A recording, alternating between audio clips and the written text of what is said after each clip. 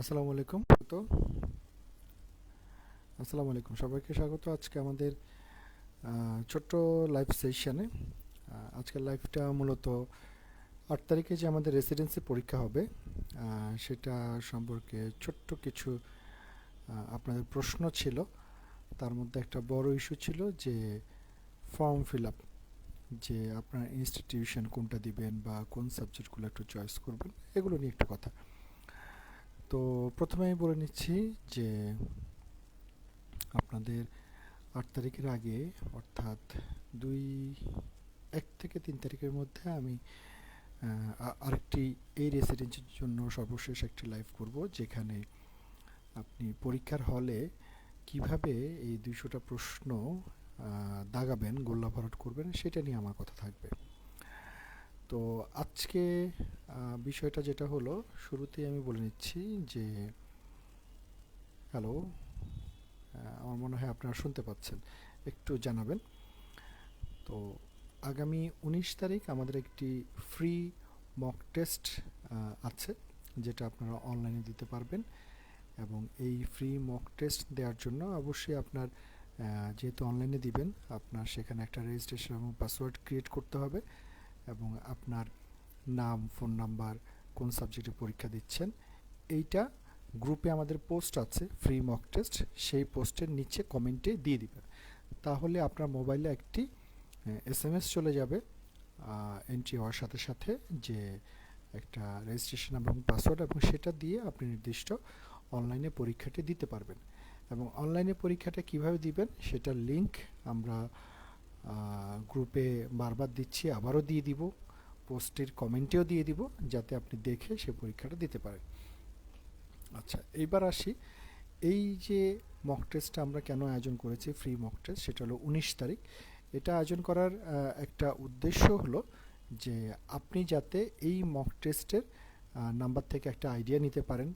অনেকেই একটা দোদুল্যমান অবস্থায় আছেন, একটা বড় অংশ, যে আপনি আসলে কোন সাবজেক্টে পরীক্ষা দিবেন, আপনার প্রিপারেশনটা কেমন, এবং এইটার উপর আইডিয়া করে আপনি একটা মানসিক শক্তি পাবেন যে ফর্ম ফিল আপ করার, একদম সাবজেক্ট চয়েস করার।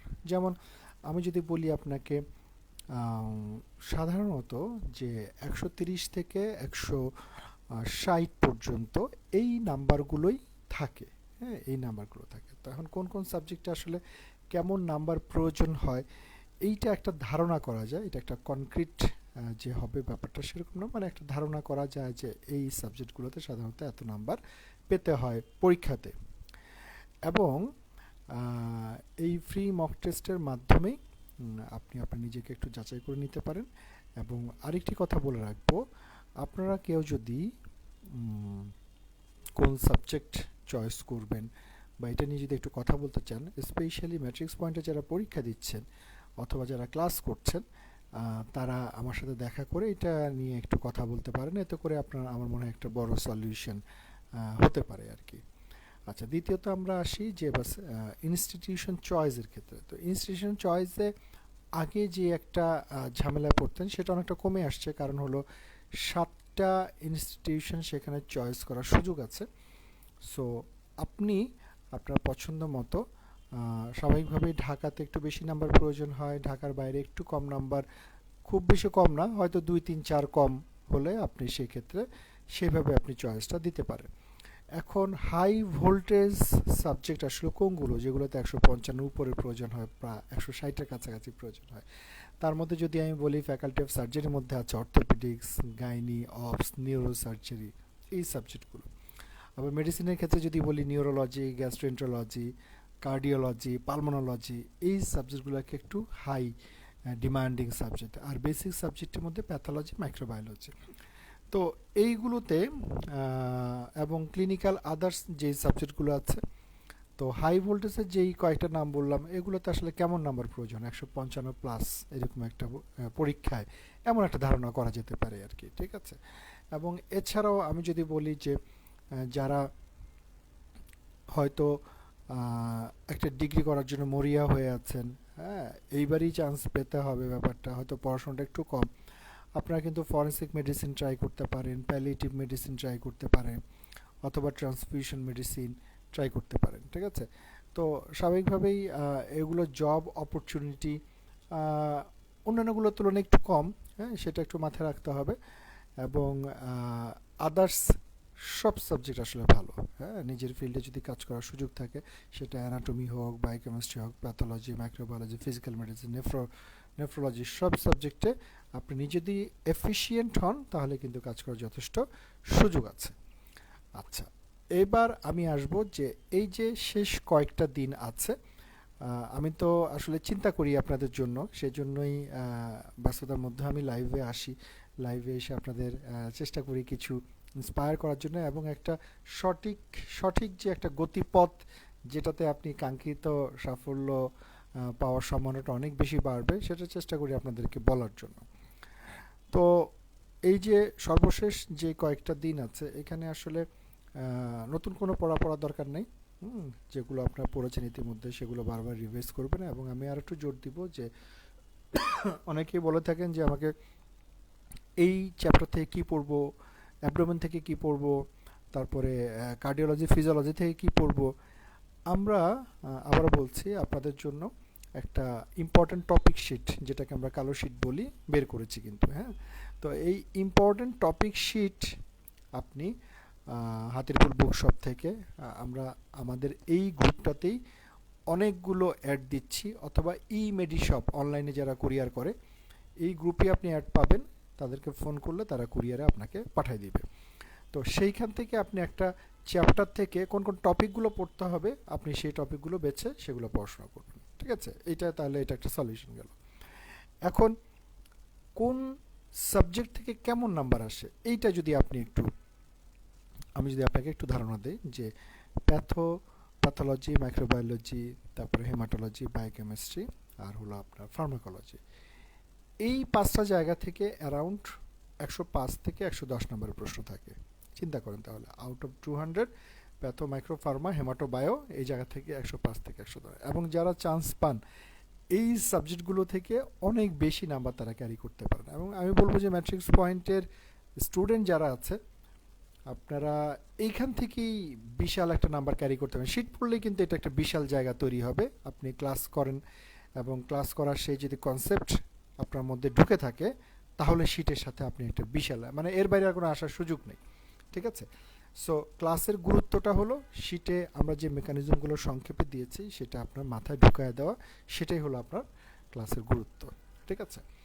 আচ্ছা, এর বাইরে অ্যানাটমি আছে, ফিজিওলজি আছে, এবং ক্লিনিক্যাল সাবজেক্টগুলো আছে। তো অ্যানাটমি থেকে অ্যারাউন্ড প্রায় 25 থেকে অ্যারাউন্ড 25টার মতো প্রশ্ন, ফিজিওলজি থেকে একটু 30 থেকে 35টা প্রশ্ন, আর বাকি 40-45 এরকম একটা প্রশ্ন থাকবে ক্লিনিক্যালে। এবং ক্লিনিক্যালে faculty of surgery, faculty of medicine, faculty of basic science, কোন কোন চ্যাপ্টারগুলো পড়তে হবে, সেটা কিন্তু ওই ইম্পর্টেন্ট টপিক শিট কালো শিটের মধ্যে কিন্তু আছে, ঠিক আছে। এবং আমি পাশাপাশি আরেকটু বলতে চাই, যারা ম্যাট্রিক্স পয়েন্টের ক্লাস মনোযোগ দিয়ে করেছেন, আমাদের 34 ক্লাস, যেখানে আমরা কনসেপ্ট বেসড ক্লাস, এবং আমরা ক্লাসগুলো আসলে ক্লাস, এমন না যে এখান থেকে এটা পড়বেন, এখান থেকে ওটা পড়বেন, এটা দাগা দিচ্ছি, এটা ইম্পর্টেন্ট, এটা পর, এইটা আপনাকে বেসিক যেভাবে খুবই স্ট্রং করবে, এবং আপনার পরীক্ষামুখী, আপনি রেসিডেন্সি পরীক্ষা যেমন সামনে দিচ্ছেন, পরবর্তীতে অনেকেই পার্ট 1 পরীক্ষা দিবেন, বা আদার্স এমআরসিপি যেটাই দেন না কেন, আপনার এই ক্লাস আমাদের এই পরীক্ষা ওরিয়েন্টেড হিউজ কাজে লাগবে, এবং আপনার কনসেপ্টগুলোকে ক্লিয়ার করবে। এবং আমাদের যে এক্সক্লুসিভ শিট, আপনি হিউজ একটা নাম্বারের রেসিডেন্সিতে আপনি কমন পাবেন।